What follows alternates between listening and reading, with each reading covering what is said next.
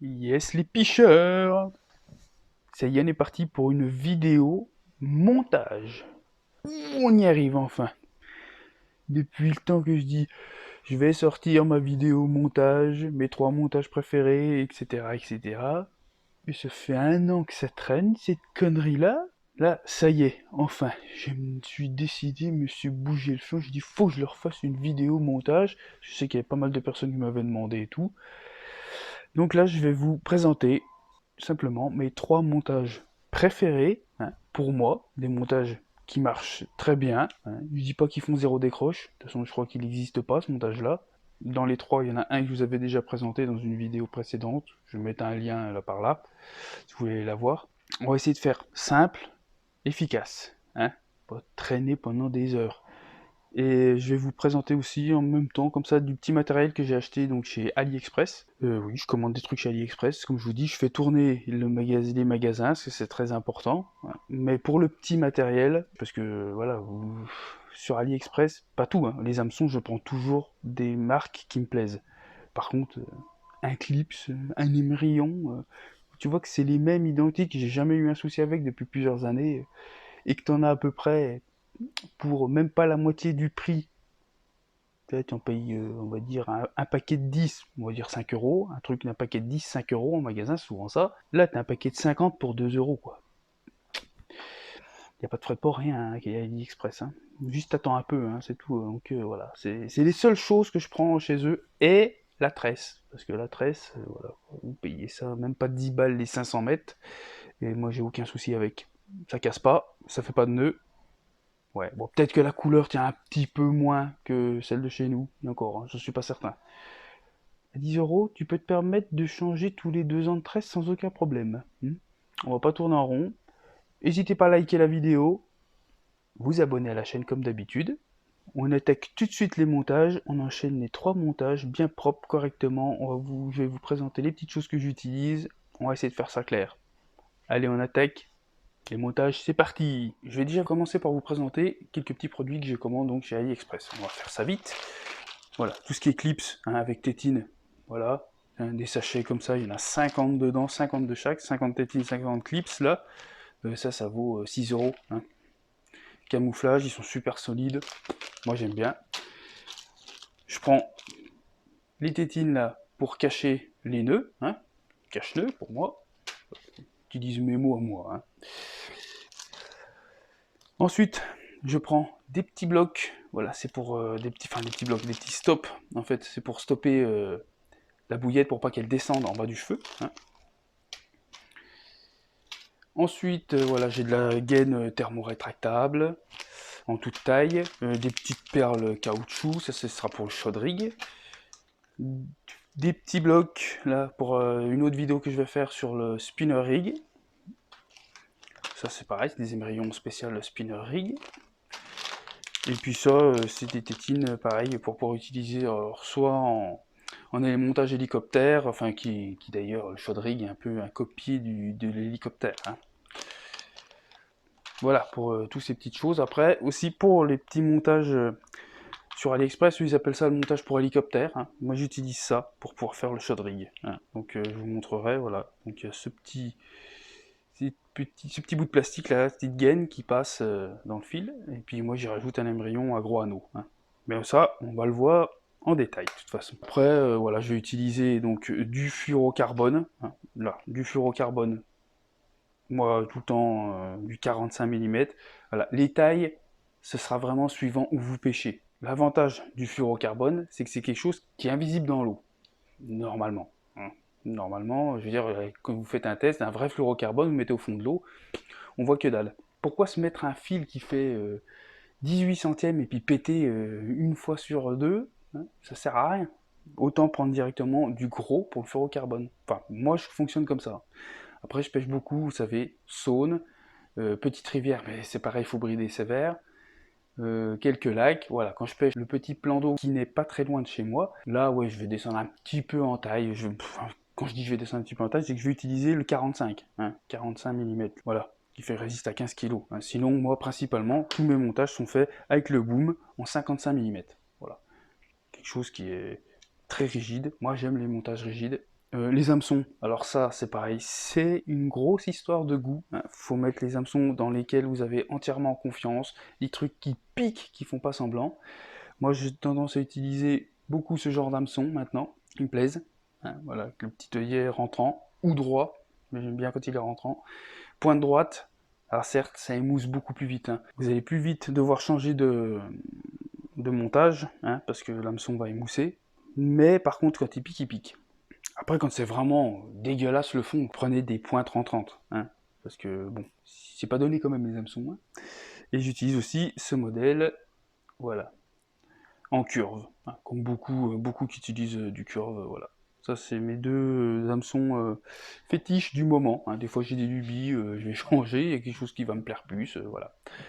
Donc en ce moment, voilà, le curve de chez Corda, généralement, celui de chez Nash, que je vais essayer pour le spinner rig, et puis celui-ci, là c'est un Fox, celui-là, mais je suis passé sur les twisters Nash, je prends que des twisters Nash. Bon après, voilà, c'est pas pour dire prenez du Nash, mais c'est ce que je fais moi, en tout cas. Vous allez avoir besoin, comme d'habitude, un ciseau qui coupe bien, tresse et fluoro. Moi j'aime bien mes petits cerneux. Une aiguille à bouillette, moi je règle mes cheveux avec la bouillette dessus. Une petite tresse super fine, hein, et super souple. C'est pour le cheveu, hein, donc ça sert à rien de se mettre une tresse, un machin de 40 kg. Donc on est parti pour le premier montage, celui que je vous avais déjà présenté. Donc on va aller assez vite. Donc voilà, donc le premier montage, comme vous connaissez, c'est le plus simple. Donc je me suis pris un bout d'à peu près 40 cm de boom, une tétine, un hameçon, parce que ça c'est compliqué quoi. Et ce sera absolument tout. Tac, voilà, je la prépare sur mon cheveu, j'ai mon petit bloc bouillette qui est prêt, voilà, comme ça là on est nickel. On commence toujours par faire le cheveu. On le plie en deux, on fait la boucle, comme ceci, et on vient repasser notre nœud dedans. Voilà. Après, j'essaie toujours de faire une boucle pas trop grosse. Hein. Donc, je retire un peu mon nœud comme ça. Je prends un serre-nœud que je passe dans la bonne boucle. Et là, on serre. Et on tire un petit peu aussi sur celui-là. Moi, j'y fais que d'un. Voilà. Si vous avez une pince, c'est mieux. Voilà. On coupe l'excédent. Voilà, pas trop ras non plus. Donc, on prend l'hameçon. On vient, hop, vers l'arrière. Voilà. Et ça va être le moment, là, vous voyez, de régler la longueur du cheveu. Moi, je laisse à peu près 5 mm, là, vous voyez, comme ça, entre la hampe de l'hameçon et la bouillette. Donc là, c'est bien. Je serre, et là, hop, je vais venir faire mes tours. On fait des tours bien propres, voilà, que ce soit bien aligné. On en fait 10-12, voilà, à peu près jusque, vous voyez, ça arrive à peu près à la pointe, comme ça.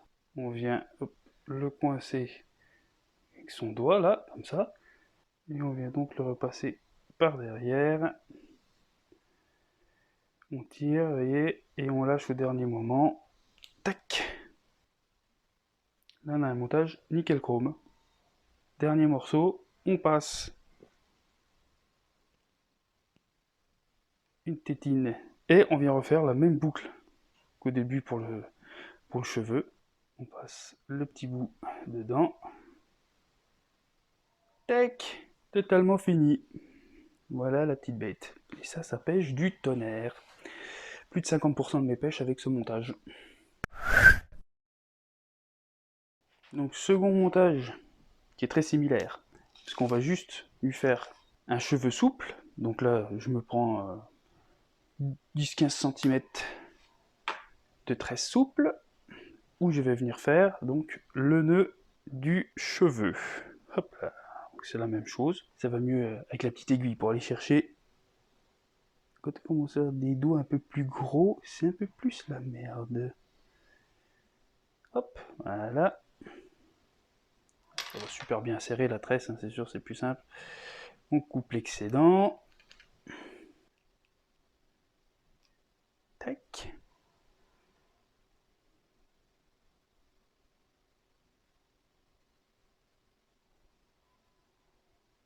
Voilà. Donc les bouillettes sont mises. On va venir mettre un stop bouillette. hein. Donc, petite parenthèse rapide, j'utilise ces stop bouillettes là, les rigides, hein, qu'ils existent en souple ceux-là. Mais ceux-là, moi j'utilise les rigides. Et ces petits stop bouillettes là, quand des fois je fais un cheveu un tout petit peu trop court, ça aide sur quelques millimètres pour la longueur, tu vois. C'est pas mal, et ça rentre dans la bouillette et ça tient plutôt pas mal aussi.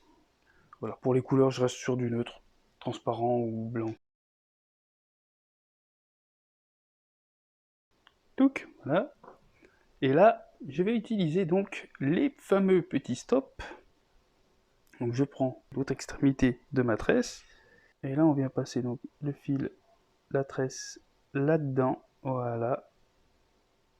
Comme ça, on peut faire coulisser le petit stop noir, voilà, qui se retrouve dessus. Et on vient le pousser, voilà, jusqu'au bout. Tac. Un tout petit peu rentrer dans la bouillette. Voilà. Et au moins, ça, on est sûr qu'on n'a pas de bouillette qui tombe, tu vois, pour les bonhommes de neige et tout. On enchaîne avec hameçon. On rentre l'œillet arrière. On règle son cheveu. Pareil, 5 mm. On vient faire des petits tours. Bon, voilà, c'est de la tresse.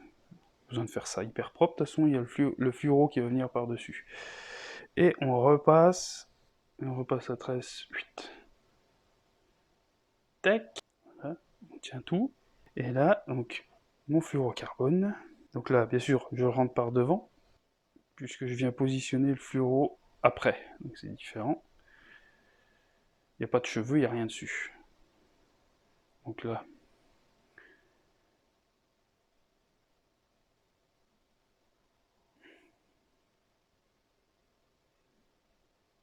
voilà, donc j'en laisse une petite longueur que je couperai sur ce qui reste. Je serre le tout, et là on va venir faire les belles boucles, comme pour l'autre. On retient ici, exactement pareil. Hop, le boom comme d'hab par derrière. On serre et tac, on lâche tout. Voilà, donc là on va couper tous les excédents. Voilà, voilà, je viens assez près, vous voyez. Hop, et voilà, nickel. Rebelote, donc on règle hein, à chaque fois de toute façon la longueur de son bas de ligne pour que il tienne dans la petite boîte à bas de ligne, sinon ça sert à rien d'en acheter des boîtes à bas de ligne. Voilà, là je pense que je suis pas mal, ouais. Et comme pour l'autre, la même fin, donc on va voilà, hein, on lui met tétine, on lui fait la boucle, hop. Et voilà, deuxième montage.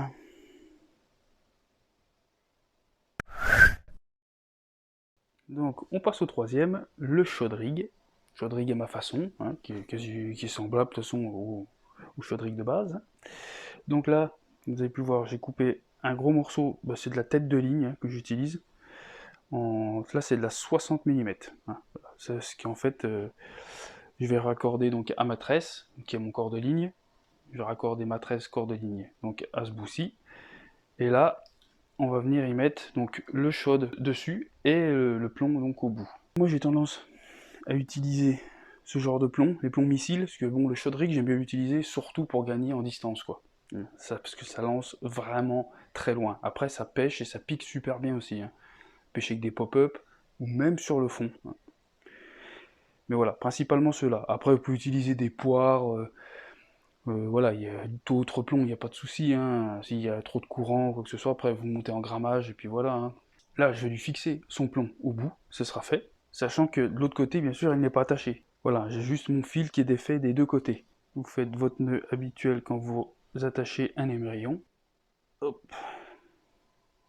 Voilà, moi j'utilise le nœud hyper simple. Hein. Je croise, je fais 6 tours, 6-8 tours, en remontant comme ça, et je reviens dans la boucle du début. Et on serre pas trop fort non plus, parce que ça a tendance à chauffer les nylons, bien sûr. Hein. Donc on y va doucement, on humidifie, on tire doucement.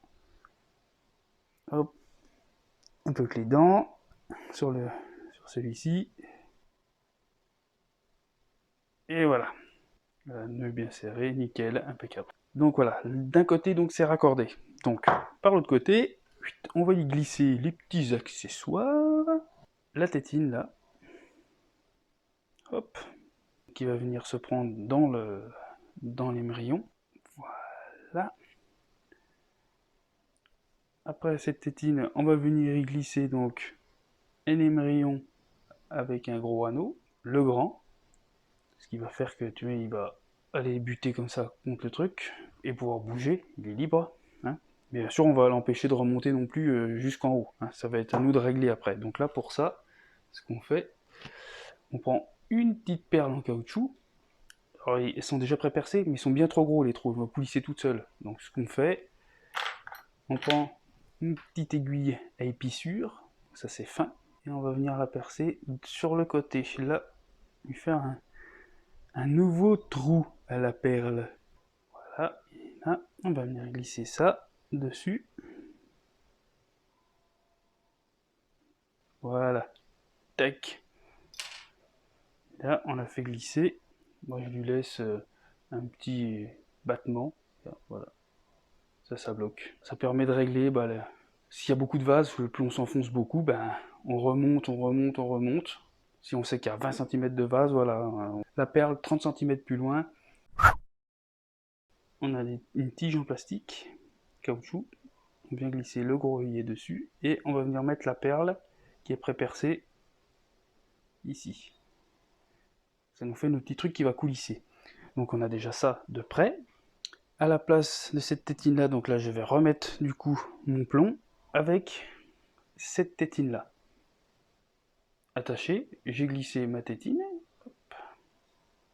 Voilà. Ils ont tendance à prendre un peu mieux l'émerillon. On vient y glisser donc ensuite le petit système que je vous ai montré.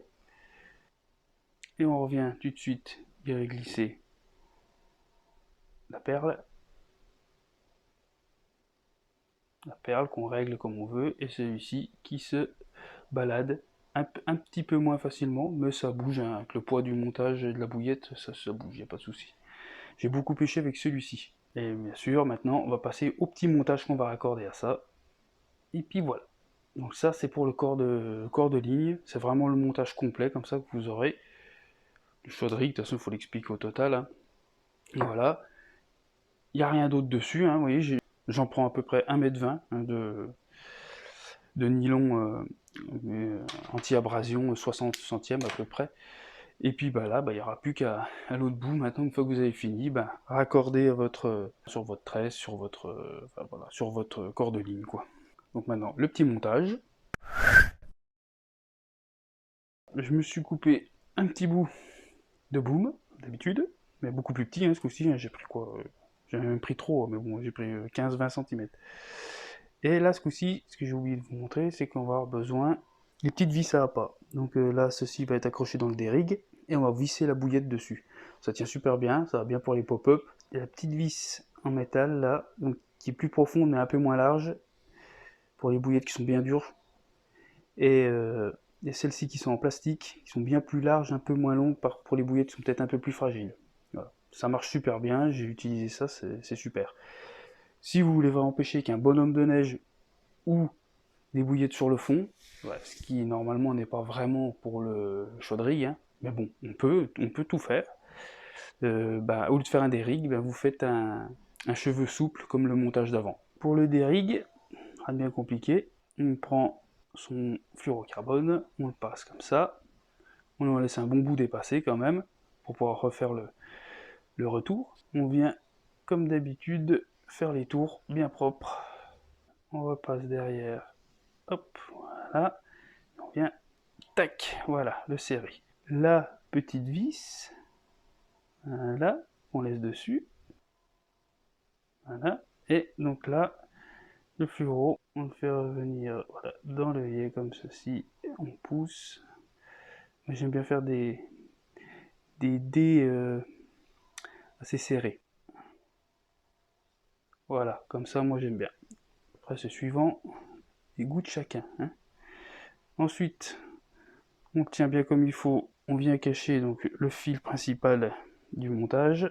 Et ça, c'est bien sûr, c'est le surplus. Donc on vient couper un petit bout, on laisse à peu près à peine 1 cm.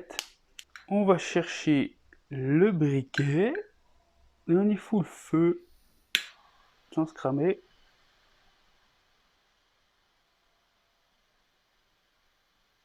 Voilà, on appuie un petit peu et voilà. Et là, vous avez des rigues sur la finition, voilà, et qui sera sur un chaud-rigue. Donc là, il me reste un peu plus de 10 cm, c'est trop long. J'en coupe un tout petit peu, parce que bon, le nœud va raccourcir aussi. Voilà, je prends une petite agrafe rapide, je vais l'attacher dessus. Voilà. Je coupe le surplus. Voilà le montage. Chaude. Hop. Tac. Et voilà. Vous avez votre chaudrigue. Et ça lance très loin et ça va super bien. Donc voilà pour ce troisième montage. Chaudrigue. À ma façon, je dis, parce que bon... Il y en a peut-être qui vont dire oui, mais c'est pas exactement comme ça un chaude, ou la longueur est trop longue. Moi, voilà, c'est mon chaudrigue à moi, ma façon de faire. Donc mes 3 montages préférés. J'ai d'autres montages encore. Je préfère rester pour l'instant à vous présenter ces 3-là, que je sais qu'ils marchent très bien. J'en ai d'autres que je veux tester. De toute façon, une autre vidéo qui va venir bientôt sur le spinner rig, parce que voilà, c'est un montage qui m'intéresse. Je suis encore pas pêché avec. Je vais le tester, donc je vais vous montrer comment je le fais et tout. Donc voilà pour ces 3 montages, j'espère que la vidéo vous aura plu, j'espère que ça vous aura aidé, surtout pour les débutants, pour même d'autres personnes qui étaient peut-être un peu perdues dans leur montage. La vidéo touche à sa fin, les picheurs. J'espère que ça aura été intéressant pour vous et pas trop long. Allez, sur ce, je vous dis bonne piche et à plus les picheurs.